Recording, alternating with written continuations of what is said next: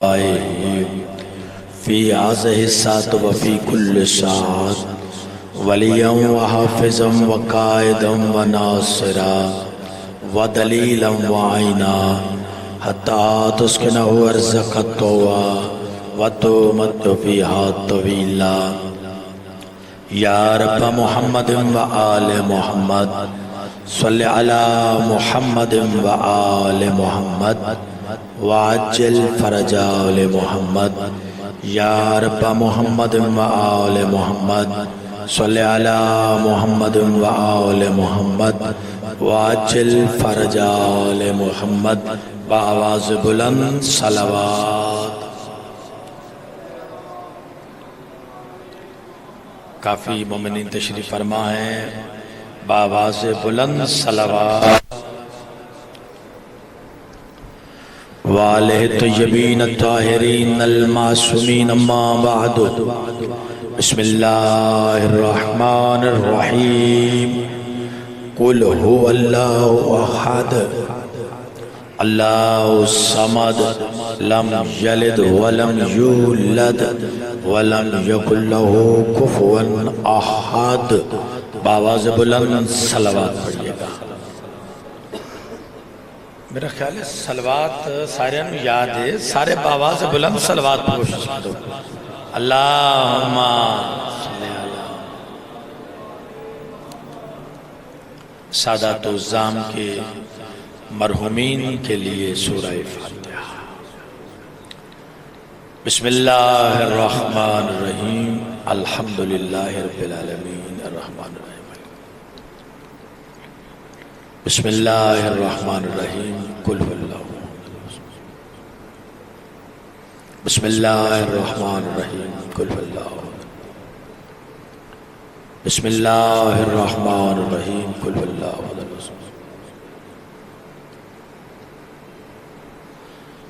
رب صلی علی محمد وآل محمد۔ اپنے اپنی دعاؤں کی قبولیت کے لیے بآواز بلند صلوات پڑھیے گا۔ اللہم صلی علی محمد۔ کرم ہے آل یاسین کا اور خصوصی صدقہ والی مشہد والی خراسان، سلطان العرب والعجم، عالم آل محمد، بادشاہ امام رضا کی نالین سے لپٹی ہوئی گرد کے ذروں کے تصدق میں کاتب تقدیر نے ہمارے کاسہ دل میں ولایت امیر المومنین کا خزانہ رکھا۔ دعا ہے پروردگار عالم بحق محمد و آل محمد، بانیان مجلس کے رزق عزت وقت میں اضافہ فرما، جو پردیش میں مالک نے کامیابی عطا فرما۔ مالک اللہ میرے بھائیوں کے رزق عزت وقت میں اضافہ فرما، وطن عزیز کی محافظت فرما، تمام شیعہ سنی مسلمان بھائیوں کی صفوں میں اتحاد پیدا فرما۔ مالک اللہ عزادار جہاں بھی ہیں ان کی حفاظت فرما، ہم سب کو واجبات ادا کرنے کی توفیق عطا فرما، معرفت دین نصیب فرما۔ آمین کہنا۔ مالک ہم سب کے گناہ معاف فرما، ہمارے پردے والے وارث سلطان زمان، بقیت اللہ، مشیت اللہ، ارادت اللہ، قدرت اللہ، وجہ اللہ، سرکار ولی الاثر، حجت دوران، قائم آل محمد، مقصود آل محمد، مطلوب آل محمد، منتقم آل محمد کے ظہور میں مالک تاجیل فرما، سیدہ کے لال کی شاہی نصیب فرما، اس گھر کو ہمیشہ مالک خوشیاں نصیب فرما۔ بآواز بلند صلوات پڑھیے گا۔ آغاز مجلس ہے، تلاوت قرآن بھی ہوئی، دعائے ولی الاثر۔ اگر اجازت دیں تو حدیث قصہ پڑھنے لگا ہوں۔ معصوم فرماتے ہیں کہ جہاں مومن اکٹھے ہوں حدیث قصہ پڑھنے میں برکتیں نازل ہوتی، اور ویسے بھی مجلس امام حسین علیہ السلام ہے، اور جب بندہ معصوم فرماتے ہیں حدیث قصہ پڑھتا ہے تو ملائک گھیر لیتے ہیں اور پھر رحمتیں نازل ہوتی ہیں، دعائیں مستجاب ہوتی ہیں، دعاؤں کی قبولیت کے لیے، خیر و برکت کے لیے اور مجلس میں ایک روحانیت کے اضافے کے لیے حدیث قصہ پڑھنے لگا ہوں۔ معصوم نے فرمایا ہے کہ اس کی تلاوت کیا کرو، آغاز مجلس ہے تو میں حدیث قصہ ان الفاظ میں ایسے پڑھنے لگا ہوں کہ ہر بندہ سمجھے کہ حدیث قصہ کیا ہے، اور پھر اس کا ثواب چک فضل شاہ کہ جتنے مرحومین سادات دنیا سے گئے ہیں ان کے لیے بھی دعا ہے مالک حدیث قصہ کا صدقہ ان کے درجات بلند فرمائے، اور جو پردیش میں مالک انہیں کامیابی عطا فرمائے۔ اس حدیث کے راوی ہیں جابر، حضرت جابر بن عبداللہ انصاری، اور جناب سیدہ سے جناب سیدہ نے بتایا ہے، اور جناب جابر کے متعلق معصوم فرماتے ہیں کہ ان کے حافظے کی ضمانت معصوم نے دی ہے۔ بعید حافظہ کمزور نہیں ہو سکتا۔ وہ فرماتے ہیں کہ جناب سیدہ سے روایت ہے، مخدومہ پاک فرماتی ہیں کہ میرے بابا گھر تشریف لائے میرے، اور یاد رکھیں کائنات کی رحمت دروازہ سیدہ پہ آ کے رک کے اجازت مانگتی تھی۔ اجازت ہے تاکہ دنیا کو پتا چلے کہ اس دروازے کا مقام کیا ہے، اس دروازے کی عزت کیا ہے۔ اور معصوم نے فرمایا یاد رکھو میں رک کے دنیا کو بتا رہا ہوں، اس در کو نہ بھولنا، اس گھر کو نہ بھولنا۔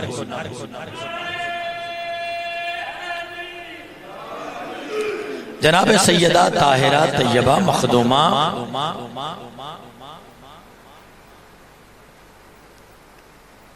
فرشاد فرماتی ہیں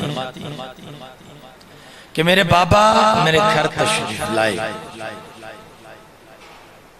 اور فرمایا میں اپنے بدن میں ضعف محسوس کروں، تھکے ہوئے چہرے آغاز مجلس میں نظر آ رہے ہیں۔ اللہ آپ سب کو سلامت رکھے، دن بہت بڑا ہے، پڑھنے والے کافی ہیں۔ جناب رسالت امام صلی اللہ علیہ وآلہ وسلم پاک مخدومہ کے گھر تشریف لائے اور چادر لی، چادر لے کے آرام کرنے لگے۔ توجہ ہے، امام حسن علیہ السلام تشریف لائے، توجہ ہے، امام حسن علیہ السلام تشریف لائے کو سلام کیا، اما سلام، سلام کا جواب ملا۔ اس گھر کی تہذیب دیکھیں کہ بیٹا بھی گھر آتا ہے تو سلام کرتا ہے، درس ہے نا۔ اب حسن مولا تشریف لائے، والدہ کو سلام کیا، سلام کا جواب ملا۔ اماں میں اپنے نانے کی خوشبو محسوس کر رہا ہوں۔ فرمایا آپ کے نانا چادر کے نیچے ہیں؟ تو سرکار حسن مجتبیٰ چلتے ہوئے قریب آئے اور آ کے سلام کیا، سلام کا جواب ملا، اور پھر فرمایا نانا اجازت ہے میں چادر کے نیچے آ جاؤں؟ سلامت رہیں نانا، اجازت ہے میں چادر کے نیچے آ جاؤں؟ حدیث قصہ سے آغاز ہو رہا ہے۔ فرمایا بسم اللہ میرا لال آؤ۔ اب کائنات کے نبی بھی چادر کے نیچے ہیں، حسن مجتبیٰ بھی آ گیا۔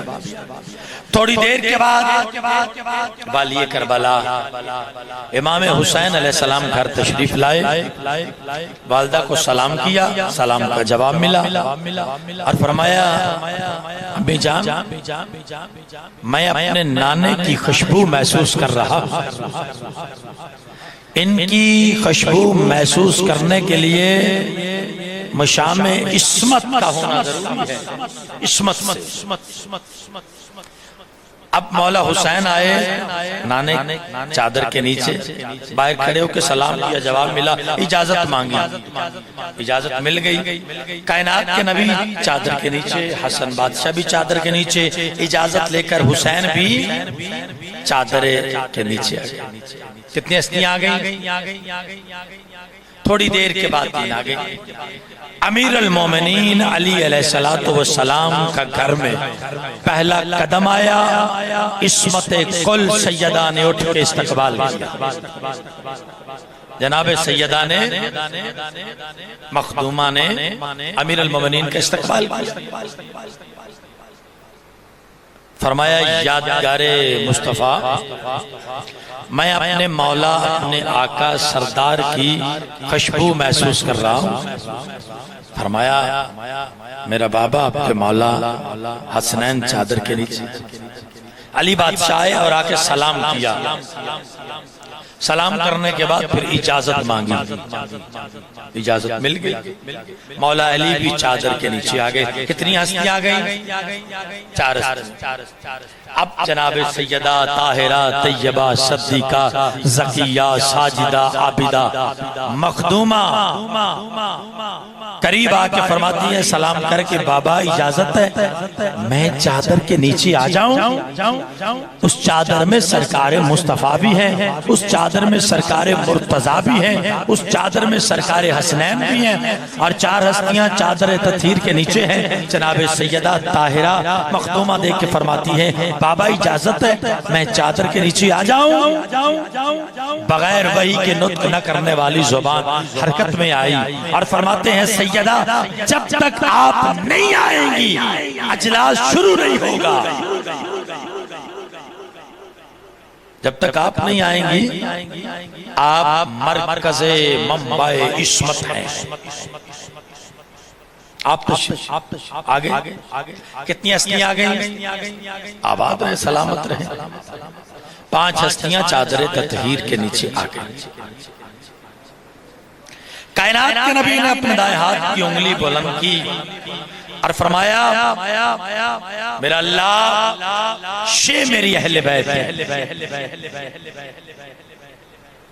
جو ان سے پیار کرے تو ان سے پیار کر، جو ان سے دوری اختیار کرے تو ان سے دوری اختیار کر۔ جیسے 5 ہستیاں چادر تطہیر کے نیچے آئیں کیسا ماحول ہوگا؟ آواز قدرت آئی میرے فرشتوں، ملائک یا ملائکتی سکان السماوات، اے میرے ملائک آسمانی مخلوق جو کر رہے ہو، اگر رکوع والا ہے تو رکوع چھوڑ دے، سجدے والا ہے سجدہ چھوڑ دے۔ مالک کرنا کیا ہے؟ فرمایا دیکھو میں نے مجھے اپنی عزت و جلال کی قسم میں نے جو کچھ بھی بنایا ان کے صدقے میں بنایا، میں نے جو بھی بنایا ہے ان کے صدقے میں بنایا ہے۔ ہمیں بتانے کے لیے نوری فرشتوں کو پتا تھا، ہمیں بتانے کے لیے ہر سوال لا علمی کی بنا پہ نہیں ہوتا۔ فرشتوں نے کہا پروردگار یہ چادر کے نیچے جن کے لیے تو نے کائنات بنائی ہے، ہر شے ان کے صدقے میں خلق کی ہے، ذرا ان کا تعارف تو کرا۔ اب اندازہ لگائیں ان کا ذاکر اللہ ہے، ان کا ذاکر خود خدا ہے۔ تعارف ہونے لگا ہے اس چادر کے نیچے ہے کون؟ بھی آپ میں نے بتایا ہے جناب مصطفیٰ ہیں، سرکار مرتضیٰ ہیں، جناب حسنین ہیں، پاک مخدومہ ہیں، لیکن اللہ نے جب ملائک سے تعارف کروایا فرمایا یہ میری سیدہ ہے، یہ سیدہ کا بابا ہے، یہ سیدہ کا شوہر ہے، یہ سیدہ کے بیٹے ہیں۔ اللہ نے سرکار جناب سیدہ کو مرکز تعارف بنا کے بتا دیا کہ آسمانوں پر عرش پہ یہ خاندان پہچانا ہی سیدہ کے نام سے جاتا ہے۔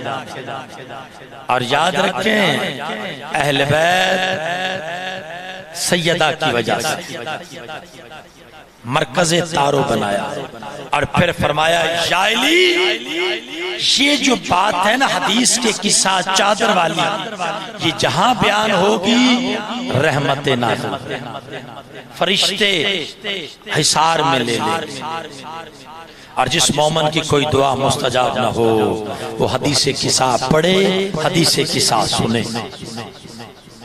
اور حدیث قصہ میں مرکز تعارف جناب سیدہ کو، اور پھر بتایا کہ میری سیدہ کا مقام کیا ہے، میری سیدہ کی عزت و توقیر کیا۔ بس عزادارو، کوشش کرنا ہر روز اگر آپ نہ پڑھ سکے تو کم از کم شب جمعہ کو گھر میں حدیث قصہ کی تلاوت کریں، اس سے رحمت نازل ہوتی ہے، اس میں مشکلیں آسان ہوتی ہیں، اس سے بہت ساری حاجات قبول ہوتی ہیں۔ اور یاد رکھیں رحمت للعالمین چل کے جس دروازے پہ جاتے تھے اور اجازت مانگ کے اندر جاتے تھے، تو مخدومہ نے فرمایا بابا کائنات میں کوئی باپ ہے جو بیٹی کے گھر جائے؟ فرمایا میں عام باپ نہیں، عام آپ بیٹی نہیں، میری زندگی امت کے لیے نمونہ ہے، میں اس دروازے پہ خود نہیں رکتا، اللہ کہتا ہے رک کے میرا مصطفیٰ دنیا کو بتا اس گھر کی عزت کتنی ہے، اس گھر کی توقیر کتنی ہے۔ بس عزادارو، آغاز مجلس ہو گیا، جی پڑھنے والے صاحبان بھی آ گئے۔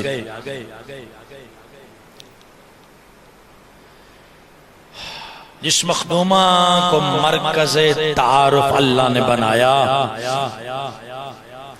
وہی مخدومہ فرماتی ہے میں کہاں کہاں روؤں، میں کہاں کہاں روؤں۔ دنیا میں جتنے غریب سے غریب بندہ ہو اس کی قبرستان کی کوئی حد ہے، ایسے بندہ باہر کے ملک دنیا سے چلا جائے، اس کے بچے عزیز بڑے پیسہ خرچ کر کے تگو دو کر کے کوشش کرتے ہیں کہ میت جو ہے وہ وطن پہنچے۔ کیوں حسرت ہوتی ہے کہ چلیں اپنوں کے ساتھ قبر تو بن جائے۔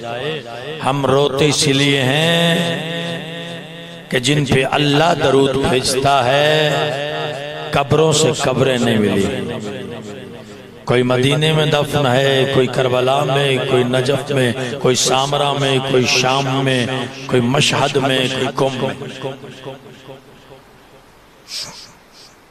اللہ آپ سب کو نظر بد سے محفوظ رکھے، اللہ اس غم کے سوا کسی غم میں مبتلا نہ فرمائے، اللہ بانیان کے رزق عزت وقت میں اضافہ فرمائے۔